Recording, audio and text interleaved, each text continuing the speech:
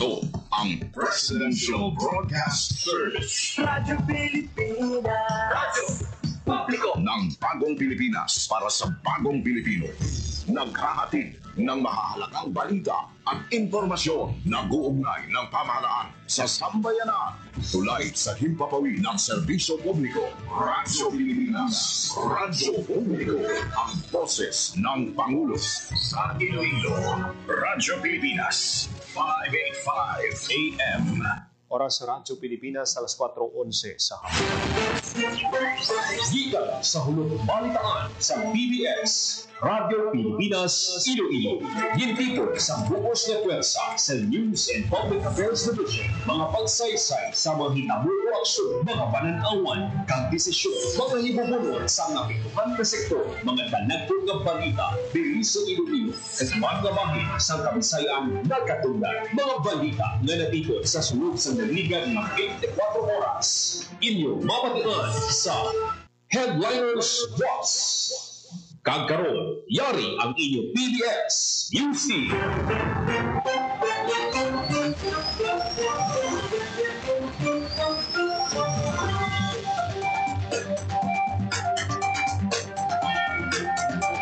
Mayong hapon, ini ang Headliners Boss. Huwebes, Nobyembre 6, 2025. Ini ang inyong tang balita, Joseph Paul Noblesa Caros. Kagkaroon sa mga Pangulong Dinahang. BBM ginaprubahan ang rekomendasyon ng ideklara ang state of national calamity matapos ang kalitan ni Bagyo Tino. Mga probinsya sa Western Visayas lakip ang Negros Occidental kabahin sa mga makabaton sang financial assistance ng Office of the President. Tatlo ka LGU sa Negros Occidental nagdeklara na sa state of calamity bangod sa Bagyong Tino. Face-to-face classes sa 218 kabulutuan sa Western Visayas suspendido sa gihapon ang klase Nobyembre 6. Numero sa mga na-report nga napatay sa Negros Occidental bangod sa Bagyo Tino nagsaka sa 37, numero sang missing nagdangat na sa 54. Mangingisda ang unagin report nga missing na sapuan patay sa Nueva Valencia, Guimaras. Naguba nga balay sa Iloilo nagsaka sa masobra 1,000. Kagkaroon sa detalye na sa aton mga balita. Radyo Pilipinas. Radyo Pilipinas News. Prubahan ni Presidente Ferdinand R. Marcos Jr. ang rekomendasyon sa National Disaster Risk Reduction and Management Council na magdeklara sa state of national calamity. Giniwas ang Pangulo ang anunsyo pagkatapos ng situation briefing sa Office of the Civil Defense sa ring instoryahan ng mga tikang sang gobyerno agad mataganig talupangod ang kinahanglanon sa mga lugar na naapektuhan sang Bagyo Tino. Radyo Pilipinas. Radyo Pilipinas News. Ang mga probinsya sa Western Visayas kag Negros Occidental sa makabaton sang nga mga lokal nga panguluhan sang financial assistance halin sa Office of the President. Makabato ng Capiz, Iloilo kag Negros Occidental sang tig 50 milyones nga indirect aid kaupo ng Cebu, Surigao del Norte kag Bohol nga mga naapektuhan sang Bagyo Tino. Makabato naman sang tig 40 milyones kada isa ang Antique Aklan, Eastern Samar, Surigao del Sur kag Southern Leyte, 30 milyones ang Leyte kag Masbate, 20 milyones ang mabaton sa Guimaras, Agusan del Norte kag Dinagat Islands. Makabato naman sang tig 10 milyones ang Biliran, Camarines Sur, Sorsogon, Misamis Oriental, Negros Oriental kag Palawan kag tig 5 milyones ang Albay, Batangas, Northern Samar, Siquijor, Quezon, Samar, Agusan del Sur, Laguna, Zamboanga City, Camiguin, Occidental Mindoro, Camarines Norte, Zamboanga del Norte, Iligan City, Romblon kag Manila City.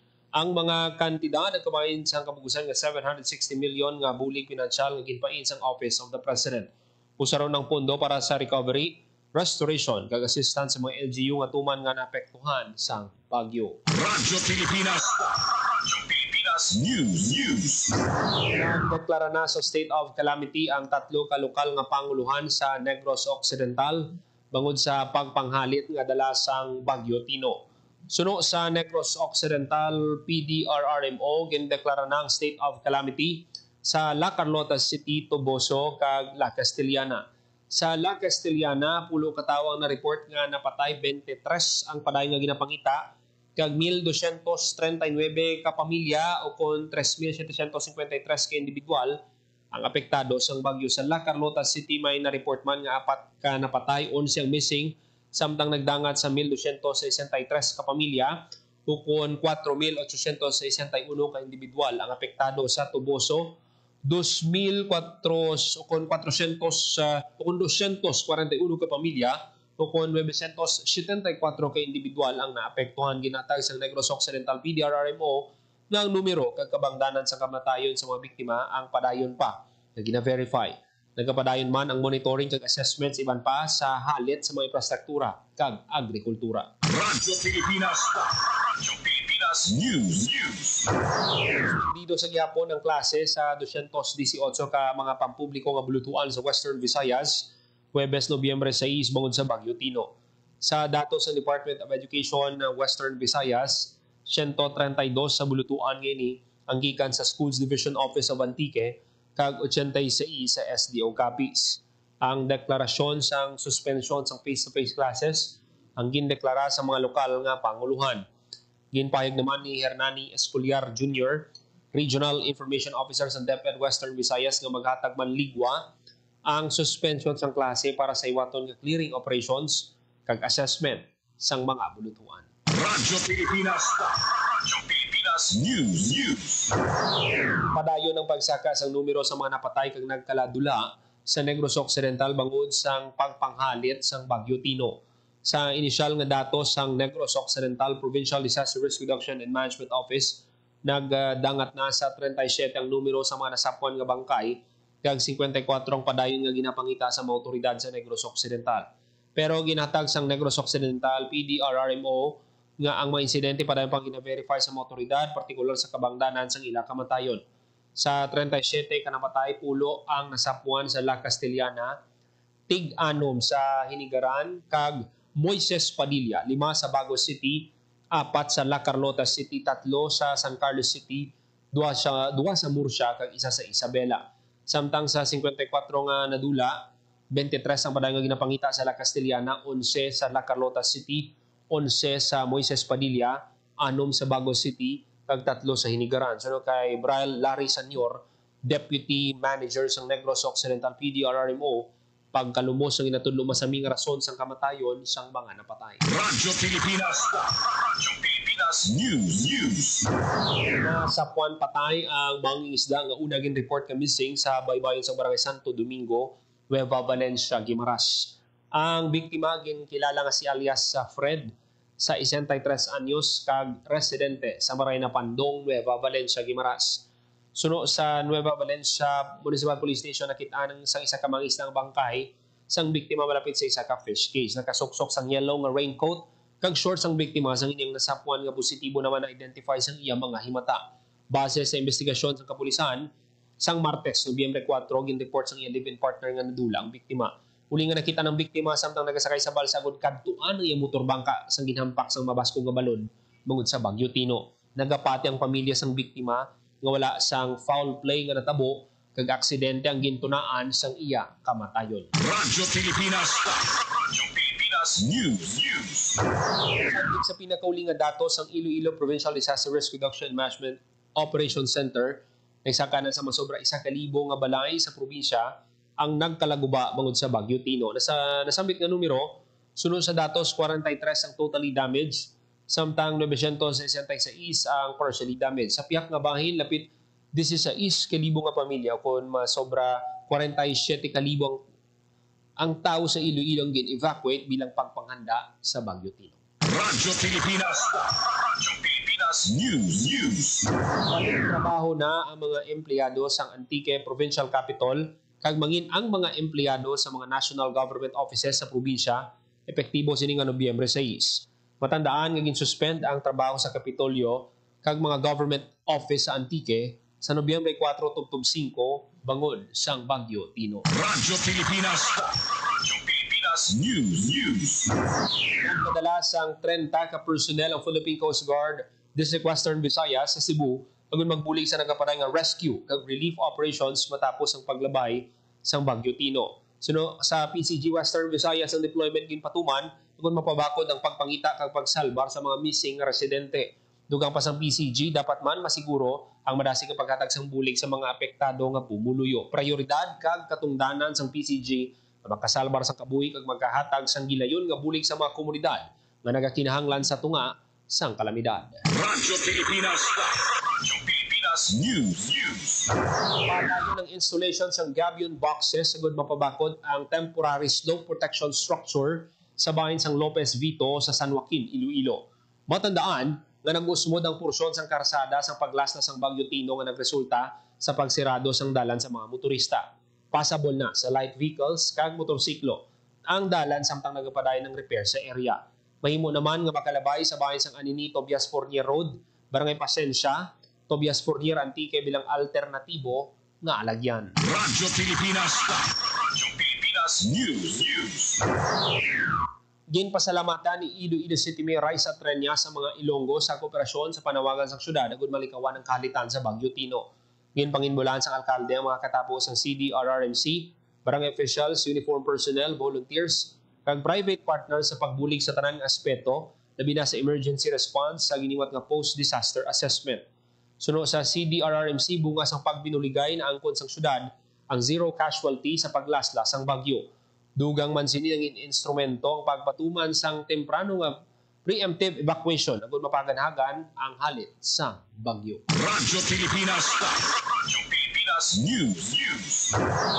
Sa Bulabog Back Beach, ginsaylo na sa Front Beach Station 1 kag Station 3 ang mga water sports activities sa isla sang Boracay sa Malay Aklan epektibo alas 8 sa aga Nobyembre 6. Nakip sa mga water sports activities ang island hopping, scuba diving, helmet diving kag paraw sailing. Sa forecast sang Pag-asa, ang probinsya sang Aklan maka-eksperyensya sang isolated rain showers bangod sang localized thunderstorms kag magkanay tubtob kasarangan naman nga hangin nga may direksyon nga naminhan tubtob na aminhan nakatundan. Radyo Pilipinas News.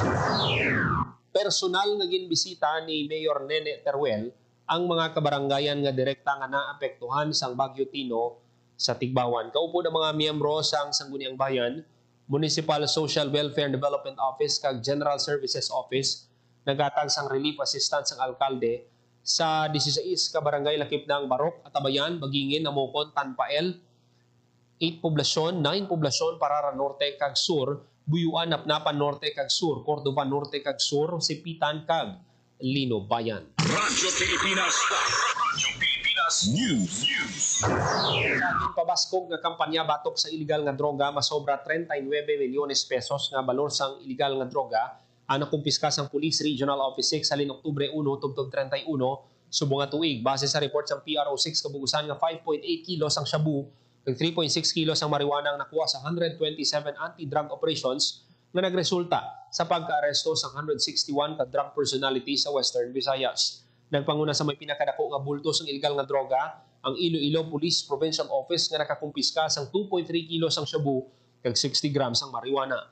Suno sa PRO6 ang nakumpiska nga illegal nga droga resulta sang intelligence-based operations kag sa bulig sang komunidad. Radyo Pilipinas News.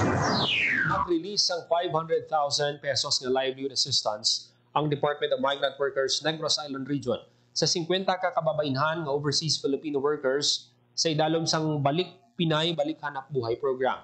Kada benepisyaryo ang nagbaton sang tig 10,000 nga livelihood assistance agod suportahan ang ginapropose nga negosyo. Magluwas sa paghatag sang livelihood assistance ginpaidalom ang mga benepisyaryo sa Financial Awareness Seminar and Small Business Management Training maging pangunahan sa Junior Business Counselors sa Department of Trade and Industry, Negros Occidental. Radyo Pilipinas News. Nagpaandam sa publiko si Governor Paulo Javier sa peke nga Facebook account na nagagamit sa iya pangalan kag itsura.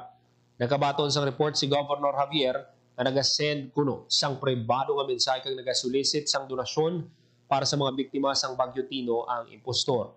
Ginklaro sang gobernador ang account nga may mosobra 400 friends lamang ang hindi opisyal kag wala sang koneksyon sa iya ukol sa provincial government. Radyo Pilipinas. Radyo Pilipinas News.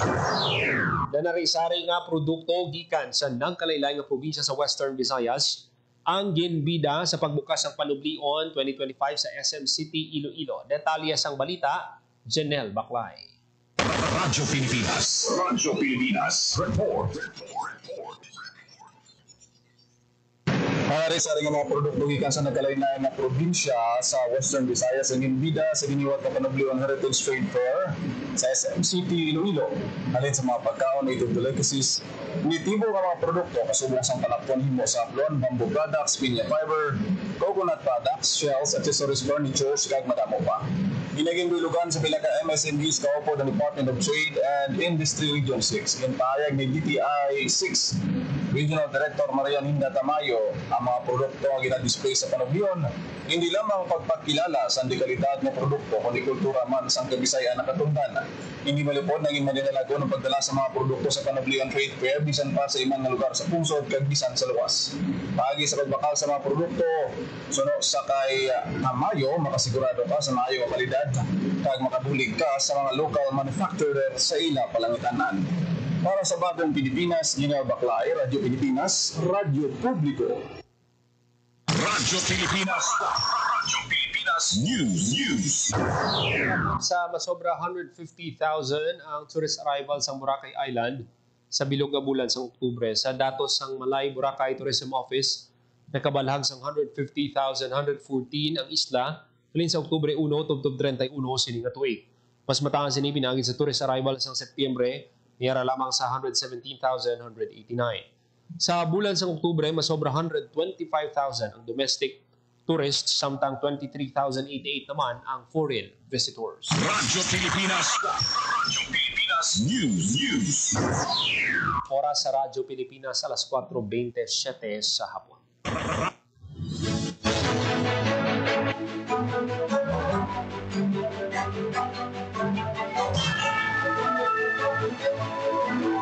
Kagabi ato manatipon nga balita sa PBS Radyo Pilipinas Iloilo News Team.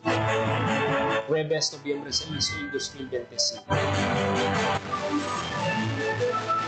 Para sa Bagong Pilipinas, Joseph Paul Noblesa, Tarosa, Radyo Pilipinas, Radyo Publiko. Radyo Pilipinas. Radyo Publiko. Radyo Pilipinas. Itinuloy na po natin ang zero balance billing.